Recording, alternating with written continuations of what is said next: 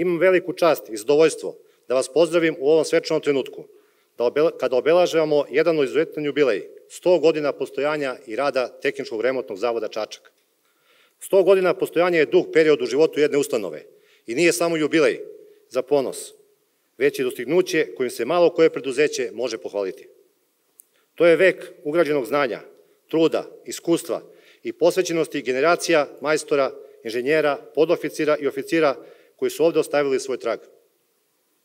To je vek službe otadžbini, vek u kojem je zavod bio i ostao jedan od stubova našeg odbrambenog sistema. Istorija nas vraća u 1925. godinu, kada je 30. septembra Državni savet Kraljevine Srba, Hrvata i Slovenaca dao saglasnost na odluku Čačanske opštine u ustupanju zemljišta radi podizanja Inženjersko-tehničkog zavoda. Od samog nastanka pa sve do danas, ova ustanova je neprekidno obavljala remont i održavanje naoružanja i vojne opreme u svim oblicima svog organizacionog postojanja.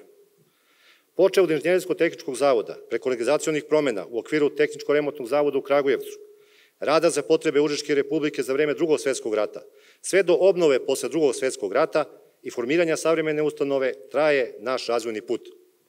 Ne smemo zaboraviti jedan od najtežih perioda, NATO agresiju 1999. godine, kada je zavod pogođen sa 15 projektila. Objekti jesu stradali, ali smo ljude i opremu sačuvali. Kao i toliko puta u istoriji pokazali smo snagu, odlučnost i istrajnost.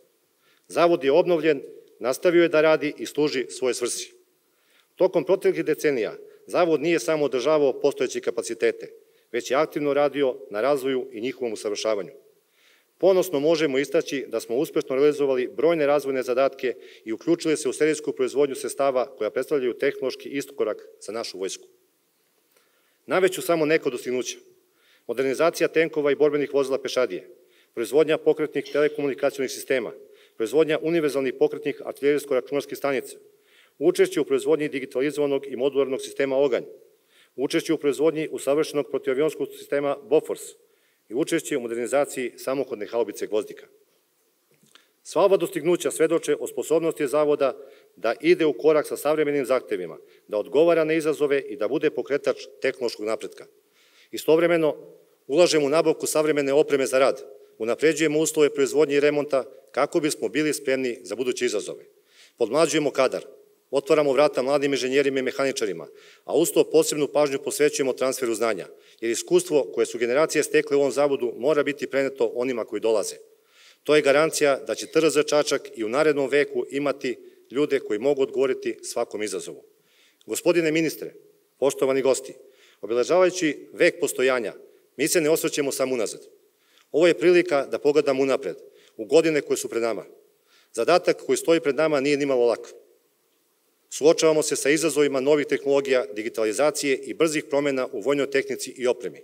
Uveren sam da ćemo oslonjeni na iskustvo koje imamo i na mlade generacije koje dolaze uspešno odgovoriti svim zadacima.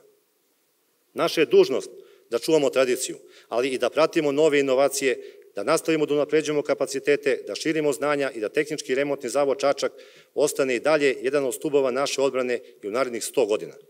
Zahvaljujem se svim radnicima, sadašnjim i bivšim, na njihovom radu i doprinosu.